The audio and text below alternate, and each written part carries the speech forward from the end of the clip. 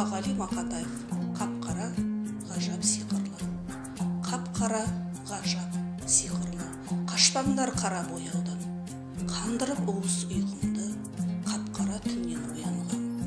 Қап-қара түнді көрдім де, жап-жарық таңға кездестім. Қарасыз, сірә мен мүлде, аппақтың нарқын сезбеспін.